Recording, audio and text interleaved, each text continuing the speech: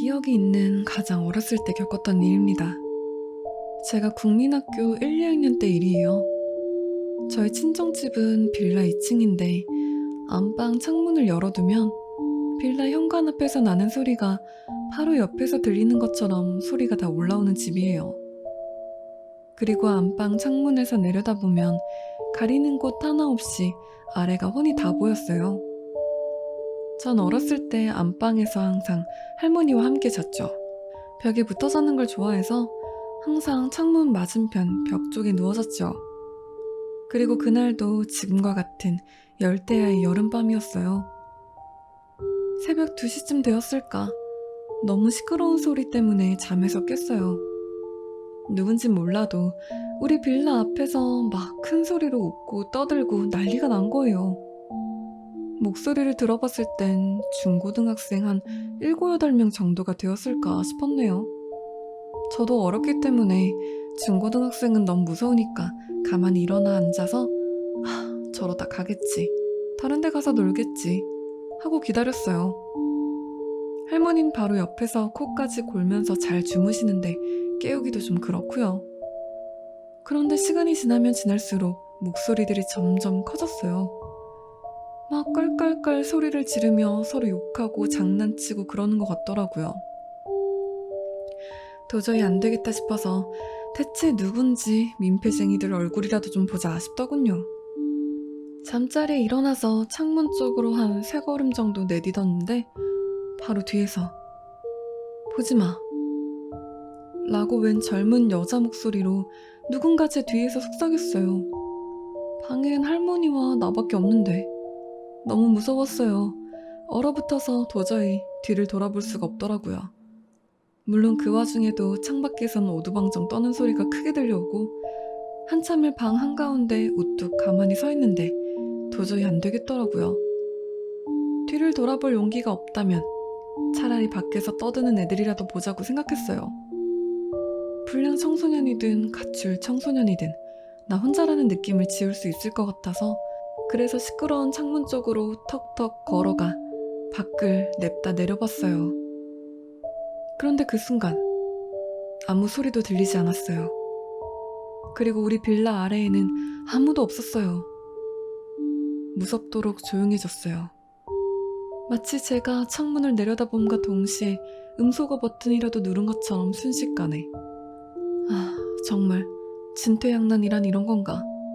정말 뭐라도 보이면 돌아버릴 것 같아서 더 이상 아래를 보고 있고 싶지도 않은데 아무것도 없는 텅 빈 곳을 계속 내려다보고 있기도 무섭고 할머니를 깨우려면 뒤돌아봐야 하는데 뭐가 있을지 모르는 뒤를 돌아보긴 더 무섭고 너무 오래 가만히 서 있었더니 다리가 저리고 어지러울 지경인데 무서워서 아무것도 할 수가 없었어요.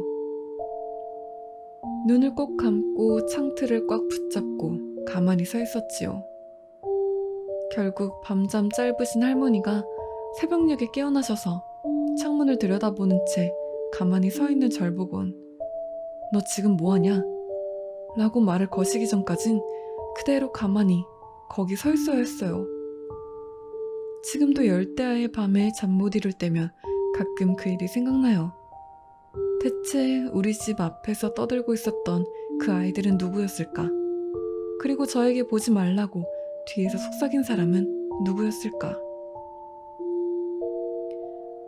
그리고 대학교 때 일입니다.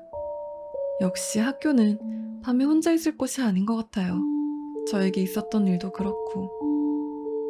대학교 시절 기말고사는 그동안 냈던 과제를 다시 제출해서 평가를 받는 시기였어요. 그런데 저는 좀 더 잘 해내고 싶은 과제가 너무 많아서 마음을 독하게 먹고는 강의실에 남아 오늘 밤 전부 다 해내겠어 결심을 했어요. 지금은 어떨지 모르지만 당시에 저희 학교는 밤 11시가 넘으면 각 층의 출구를 자물쇠로 잠그고 사람이 있는 강의실을 제외하곤 복도와 화장실 할 것 없이 전부 불을 꺼버렸어요. 만약 켜두면 수희 아저씨가 오셔서 사람도 없는 곳에 왜 불을 켜두냐고 혼을 내셨죠. 밤 1시 조금 넘어서 물통에 물을 갈러 화장실에 갔어요. 어두운 복도를 지나 화장실 불을 켜고 들어가는데 어찌나 무섭던지. 그런데 들어가니까 화장실 칸 안에서 누군가 통화를 하고 있는 소리가 들리는 거예요. 핸드폰 음량도 크게 했는지 폰에서 대답하는 소리까지 들리더라고요. 아, 이 어두운 학교에 나 혼자 있는 건 아니구나 싶어서 너무 안심이 됐죠. 다행이다 하면서 물통을 헹구다가 세면대 위 거울을 본 순간 완전 얼어붙었어요. 거울에 비친 화장실 칸에 모든 문들이 전부 열려 있었어요. 화장실엔 아무도 없던 거예요. 그리고 더 이상 아무 소리도 들리지 않았어요. 세면대까지 가는 시간은 2초도 걸리지 않았고 아무도 없는 조용한 학교에서 물방울 떨어지는 소리 하나도 크게 울리는데 누군가 문을 열고 나갔다면 분명 제가 알았을 거예요. 순간 큰일 났다 싶었어요. 최대한 모른 척하고 얼른 나가야겠다는 생각만 들었어요. 그래서 후다닥 화장실 나가는 문을 밀었는데 문이 움직이질 않아요. 저희 대학 화장실 문은 아무 잠금 장치가 없어요. 어느 방향으로 밀어도 전부 열리고 아예 잠금 장치나 고정 장치가 없는 문이야. 정말 미치고 환장하겠어요. 처음엔 어디 걸린 건 아닌지 샅샅이 살펴봤지만 어딘가 걸린 곳도 없었어요. 그냥 아무 이유 없이 멀쩡하던 잠기지도 않는 문은 꿈쩍도 안 하는 거예요. 미칠 것 같아서 손톱으로 문도 긁어보고 계속 주먹으로 치기도 하고 발로 쾅쾅 찼어요. 살려달라고 꺼내달라고 1시간 넘게 소리를 질렀어요. 이 안에 사람이 아닌 게 함께 있는데 빨리 나가도 무서울 판에. 핸드폰은 강의실 안 가방에 있고 화장실 쪽을 보고 있으면 뭐가 나올지 겁나고 결국 1시간 반이나 그 안에 갇혀있다가 한 커플이 발견하고 구해줬어요. 두 사람이 밀어도 안 열려서 남자 학생이 멀리서 뛰어와 발로 뻥 찬 후에야 문이 쾅 하고 열리더라고요. 물론 그 뒤엔 아무 일도 없다는 듯이 잘 움직이고 내 이야기를 듣더니 그 커플도 무서워했어요. 잠금 장치도 없는데 왜 안 열리냐며. 그리고 무엇보다도 그 커플은 화장실 바로 앞 강의실에 있었는데 그동안 제가 살려달라고 하는 소리는 물론 아무 소리도 안 들렸대요. 복도 맨 끝 강의실에 있던 저에게 계단을 오르내리는 수희 아저씨 발소리까지 들릴 정도로 조용하고 방음이 안 되는 학교에서 왜 내가 살려달라고 소리치고 문 두드리는 소리는 들리지 않았던 걸까요? 아니, 애시당초 화장실 불이 꺼져 있어서 켜고 들어갔는데 대체 안에서 이야기하던 사람은 누구였을까요? 전 그 뒤로 절대 밤에 학교에 남지는 않게 되었습니다. 그리고 이건 고등학교 시절 이야기입니다. 그거 아세요? 귀신 중에 가장 무섭고 가장 질 나쁜 귀신은 웃는 귀신과 춤추는 귀신이랍니다. 전 고등학교 시절부터 20대 초반에 가장 귀신을 많이 봤어요. 어느 정도였냐면 밤에는 100% 모여서 야자를 못했죠. 밤에 조용한 길을 지나가다 보면 그늘진 골목, 전봇대, 차 안에 아주 득실득실해요. 달처럼 휘끄무리하게 서늘한 빛이 나는 얼굴들이요. 20대 초반까지 그랬고 그 후에 보지 않으려고 의식하지 않으려고 정말 많이 노력해서 지금은 잘 보진 못해요. 그냥 촉이 좋은 정도? 고3 때에는 여느 고3처럼 독서실을 등록해 새벽 1~2시까지 공부하다 집에 돌아갔어요. 그러던 어느 날 아주 된통 당한 겁니다. 사실 그때쯤엔 하도 많이 보이니까 휘끄무레한 얼굴 정도에는 많이 쫄지 않게 됐어요. 어느 정도 모른 척하고 지나갈 수 있게 됐죠. 그래야 한다는 것도 본능적으로 알게 됐고요. 보인다 해도 보이는 척을 하면 안 돼요. 따라올 수 있는 귀신들은 따라오거든요. 그런데 어두운 사거리 귀퉁이를 돌다가 눈이 딱 마주쳐버린 거예요. 지하 베란다에서 가슴까지 올라온 귀신이랑요. 이 귀신은 다른 귀신과는 급이 다르다는 걸 눈이 마주치자마자 알 수 있었어요. 다른 귀신은 달처럼 은은하게 빛이 나는 정도인데 아주 시퍼런 빛이 나는 거예요. 그리고 입이 정말 말 그대로 귀까지 찢어지게 웃고 있더라고요. 눈이 마주치자마자 즉시 이 생각이 들었어요. 망했어. 눈이 마주쳐버렸어. 쟤도 내가 지를 보는지 알고 있어. 어떡해, 무서워. 너무 무서워서 침도 못 삼키겠더라고요. 말 그대로 기가 눌려버렸어요. 그래도 어떡해요. 집에 가야죠. 억지로 고개를 돌려 발걸음을 옮기려는 순간 전 발목이 걸려 길에 자빠져 버렸어요. 너무 무서워서 고개도 못 들겠고 일어설 수도 없었어요. 한참을 그렇게 골목 사거리에 앉아 고개를 푹 숙이고 있었는데 어떤 아저씨가 보시곤 학생! 거기서 뭐해? 하고 말 걸어주셨을 때 벌떡 일어나 집까지 달렸어요. 다음날 교복을 입고 양말을 신을 때 알게 됐죠. 발목이 걸린 게 아니라 잡힌 거였더군요. 발목에 시커먼 손자국 멍이. 제가 살다 제 몸에 영향을 준 귀신은 그 귀신이 처음이자 마지막이네요. 아직까지는. 이번에 귀신을 본 이야기는요. 제가 살던 동네엔 공원을 끼고 쭉 안쪽으로 들어가는 길이 있어요.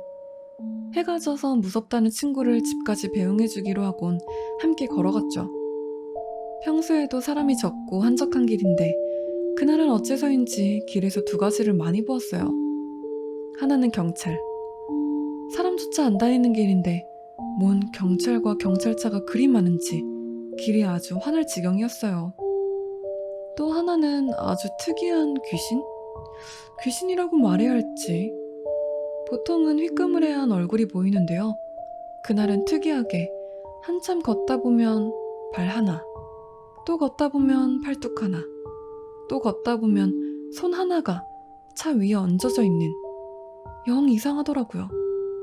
길에서 귀신이 그렇게 보인 적은 없었으니까요. 다음날 저녁에 밥을 먹다 알게 됐죠. 뉴스에 나오더라고요. 바로 그 길에서 토막 시체가 유기되었다고.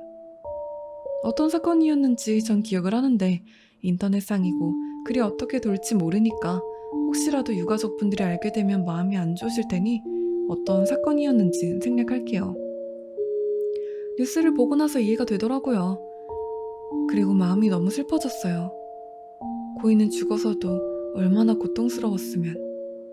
정말 진심으로 지금도 삼가 고인의 명복을 빕니다.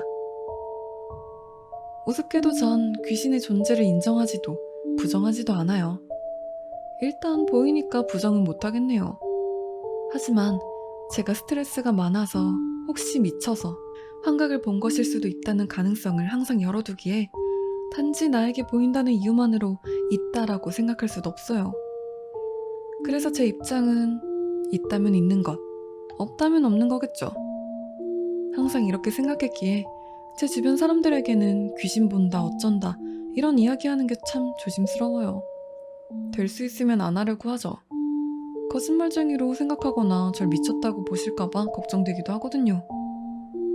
관심 끌려고 헛소리하고 다닐 나이도 아니고요. 상대방이 먼저 괴담을 이야기하거나 듣고 싶어하면 마지못해서 한두 개? 남일처럼 이야기하는 정도? 그리고 다른 집에 방문해서 귀신을 봐도 웬만큼 나쁜 기색이 느껴지지 않으면 입을 다물어요. 자기 집에 귀신이 있다고 하면 누가 좋아하겠어요? 그런데 어떨 땐 저도 모르게 막 입에서 나올 때도 있었어요. 제가 뭔 소리 하는지 모르겠는데 막 이야기가 나오는 거예요. 어떤 거냐면요.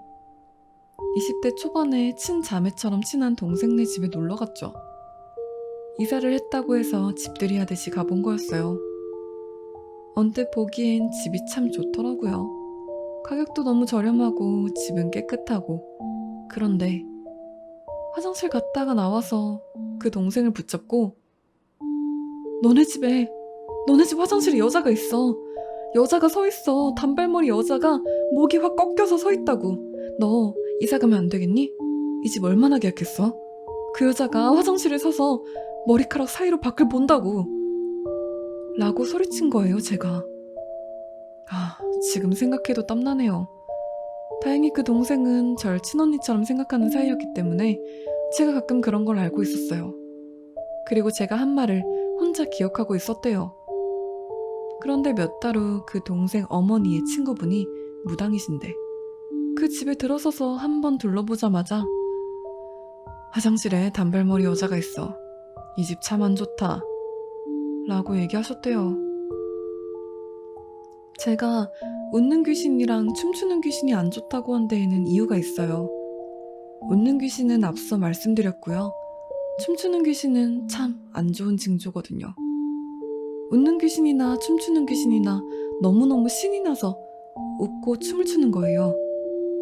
왜 신이 나냐? 산 사람에게 해코지 할 거니까.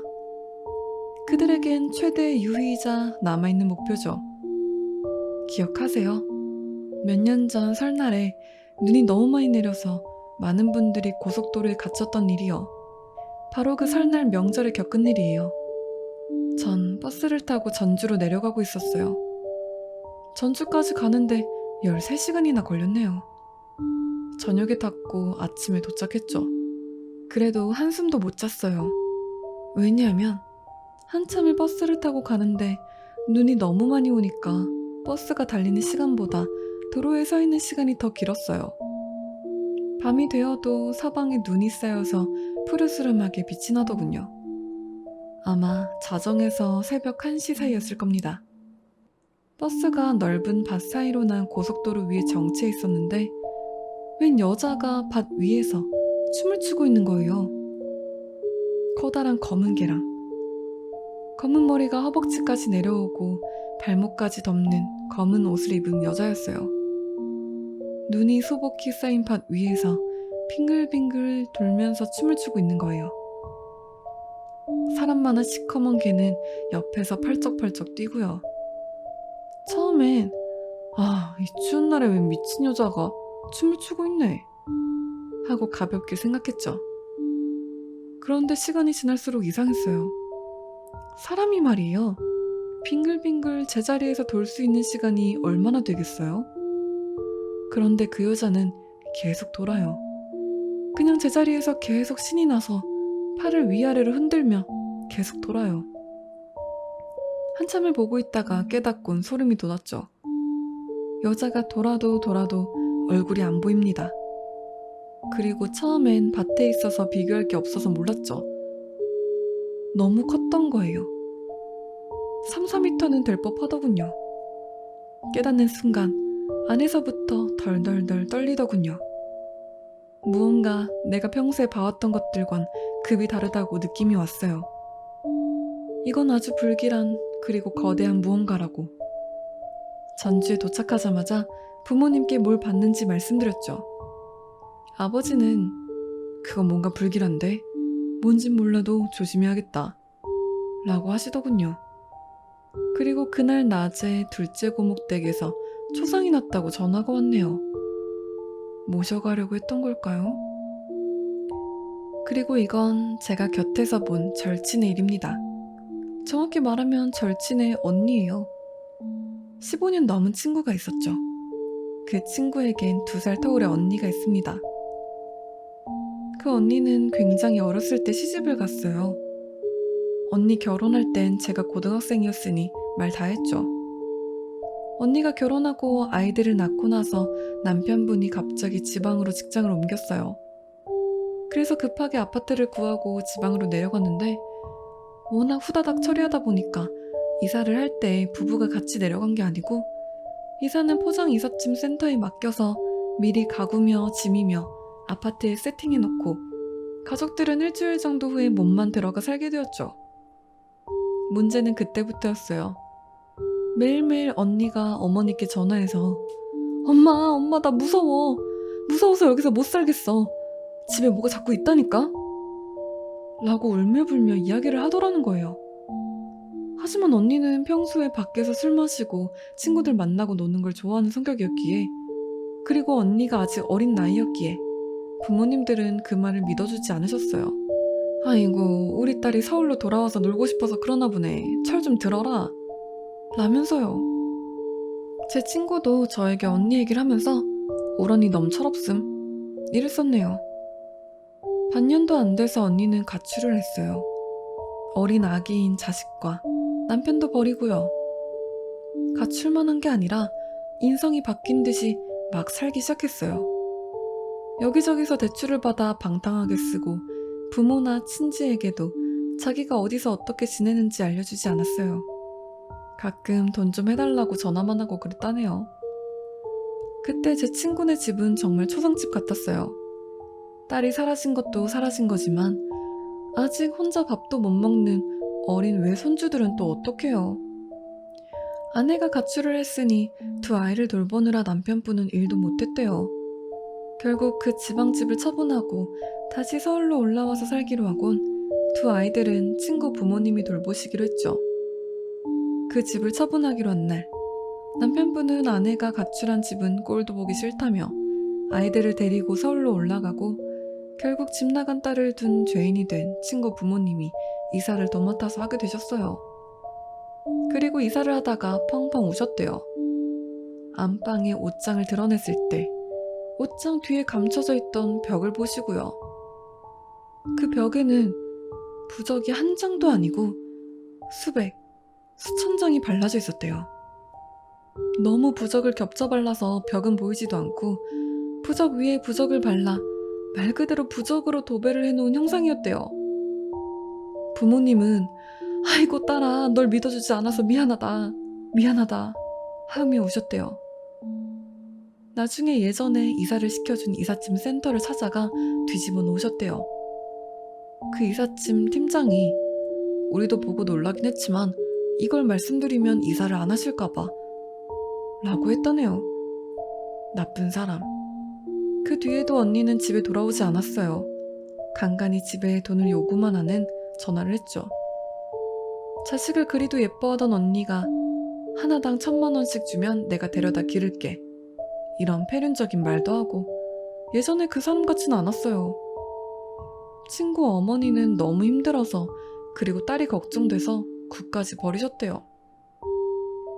그리고 언니랑 통화할 때 그 이야기를 했더니 갑자기 굵고 낮은 남자 목소리로 내가 없는데 굿이 돼? 라고 말하더래요. 친구 어머니는 시퍼렇게 겁에 질리셨고 펑펑 울며 그 이야기를 제 친구에게 하셨죠. 친구는 이 이야기를 저에게 해주었고요. 아직도 언니는 밖으로만 나돌며 예전으로 돌아오진 않네요. 언니가 하루빨리 멀쩡한 정신으로 자식들 곁으로 돌아왔으면 좋겠어요.